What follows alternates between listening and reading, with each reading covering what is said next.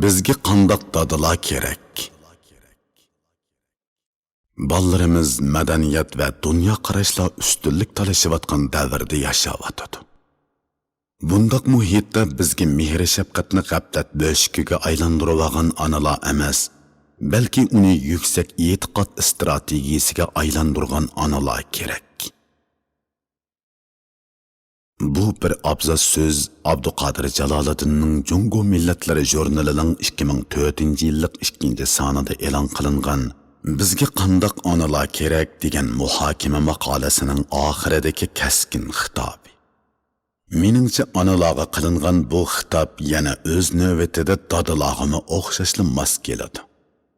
Men bu maqolani o'qigandan keyin bizga qandoq onalar kerak degan mavzu kishilarning o'ylanishiga arziydigan bir yurish muhokama temalarining o'ttiriga chiqishiga turtki bo'ladigan barakatlik mavzu kan deb qaradim va bizga qandoq dadalar kerak degan masala ustida jiddiy o'ylanib qoldim. Loshin Efendi 1920-yillari biz hozir qandoq dada bo'lishimiz kerak degan asrini e'lon qilib, ayni yillardagi jungolik dadalar to'g'risida o'tkir tanqidiy mulohiza yurgizgan ekan. Shu yillarda Jungo ziyolilari yangi madaniyat harakatini qo'zg'ab milliy uyg'onish to'lqinini avj oldirgan.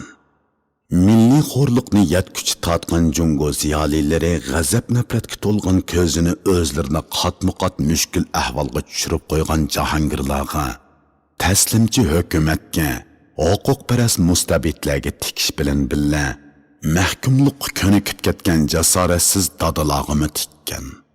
Shunga ayni vaqtdagi adabiy asarlarda dadalarning obrazi asosan degudek salbiy obraz sifatida yaratilib, o'tkir iboralar bilan tanqidlangan.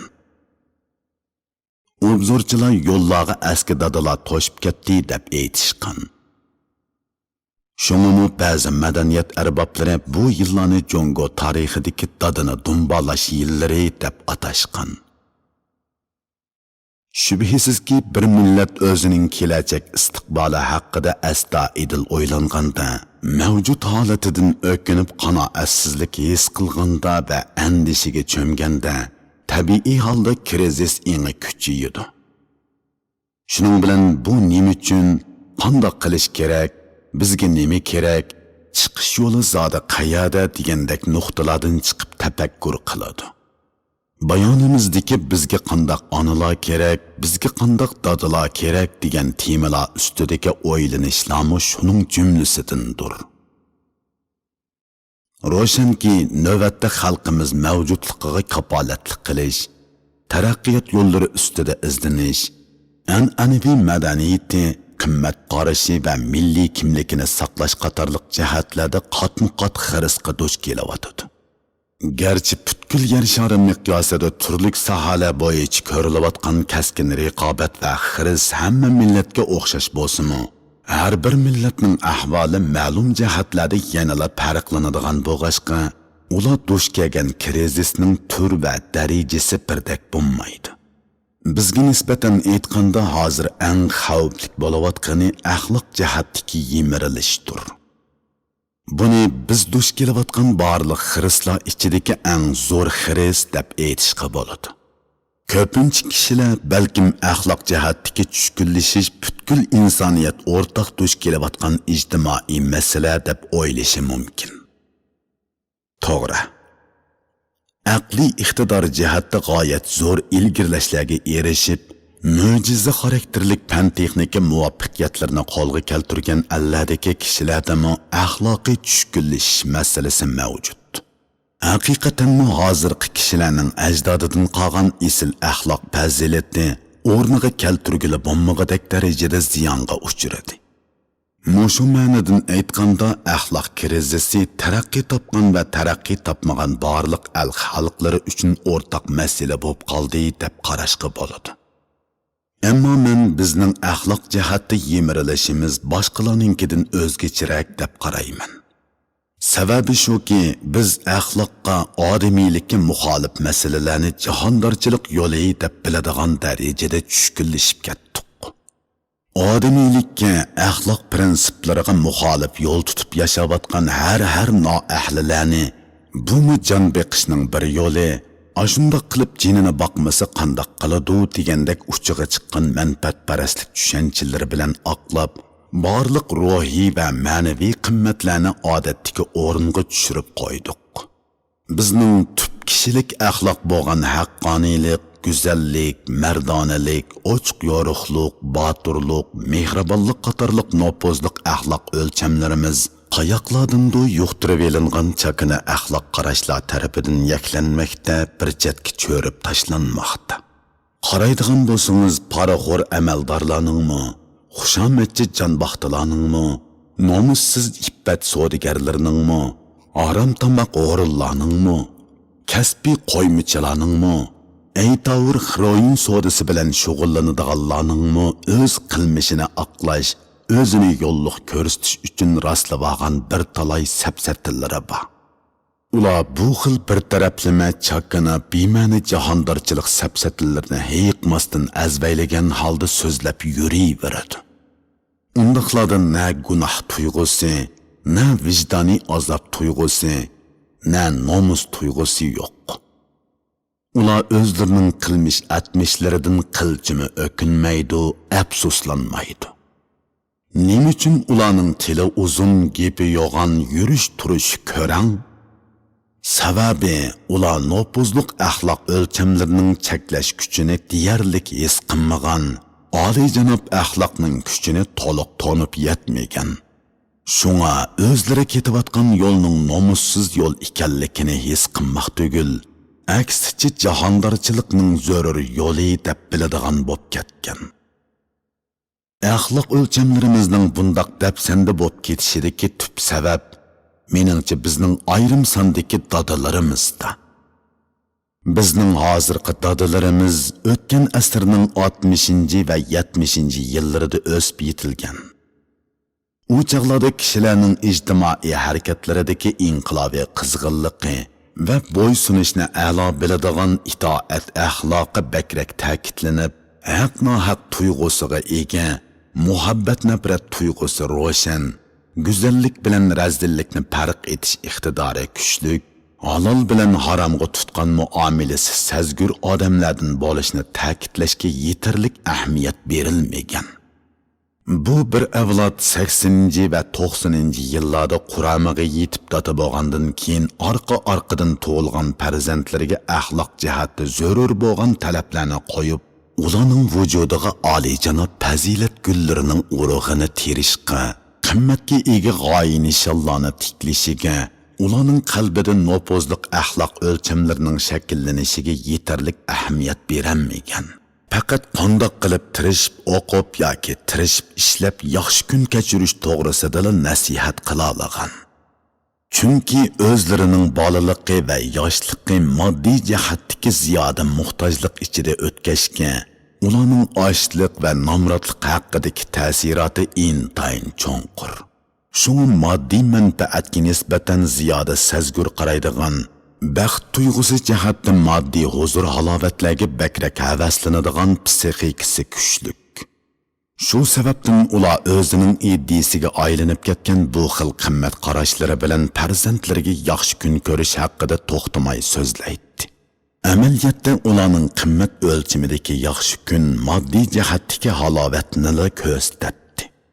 Natijada moddiy manfaatga sezgur qilib odatlantirilgan bu farzandlardan mol dunyoni, huquq imtiyozni hammadan a'lo biladigan, bu narsalarga erishish uchun har qanday badal to'lashdan, har qanday bo'mg'ir vositalarni qo'llanishdan yonmaydigan, hammali ishda o'zini markaz qiladigan, o'zini o'ylaydigan bir turkum shaxsiyatchi, axloq eng ojiz avlod yetishib chiqdi.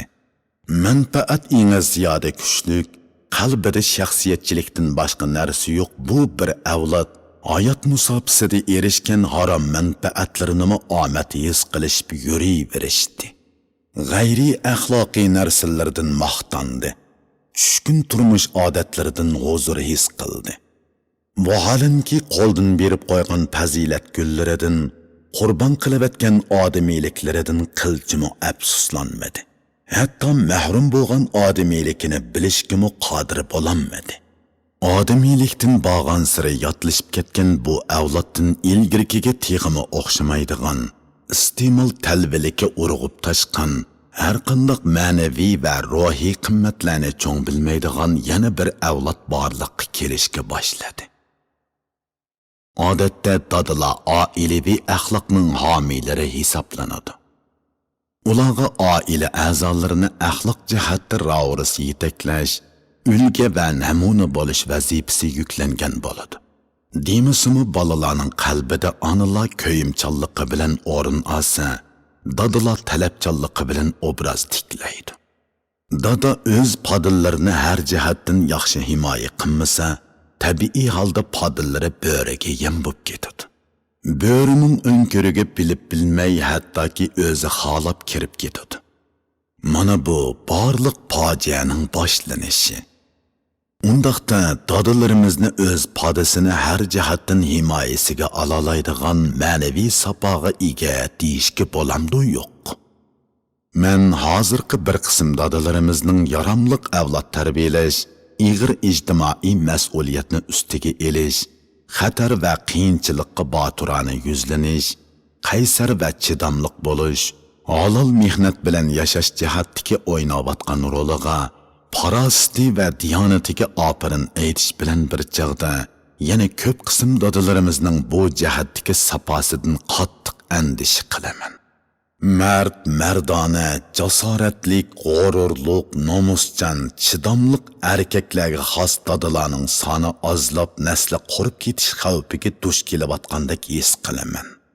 Aksicha jasorat so'z, prinsipi bo'sh, qimmat o'lchami mujmal mas'uliyatsiz dadalarni uyingning deraza pardasi chiroyliqkan deb qo'ysa haftalab xushal yuradigan xinim mijoz dadalarni, boshliqining salom sihatini tama qilib talmurib yashaydigan g'urursiz dadalarni, oilasining izzat hurmatini jon tikib qo'g'dashga yetarlik jasorat ko'rsatmaydigan yumshoq bosh dadalarni, yilinib yalvurib yashashga ko'nikib ketgan loyg'azal dadalarni, chidam g'ayratiga tayanmasdan xushomadchilik bilan yashashni odat qilib olgan lolma mijoz dadalarni, amal mansabning soyasiga erishib qolsa choy o'ynab harmaydigan paxpaq dadalarni, haqoratlik muomalalarni nomus bilmaydigan zaif dadalarni, bir botulka badbo'y haraqning quli bo'lib so'rin so'kildab tetiqsiz yumurlarni aytish bormaydigan hamoqat dadalarni,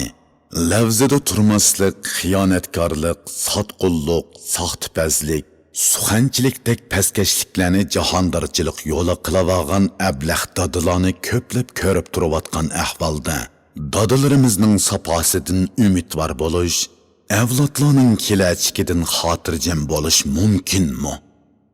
Bundaq dadalar avlodlarining qismatini qiyin kunlarga qo'ymaydi deb kim aytalaydi? Bundaq dadalar o'z oilasini oliyjanob axloq o'lchamlari bilan tutib tura olamdi?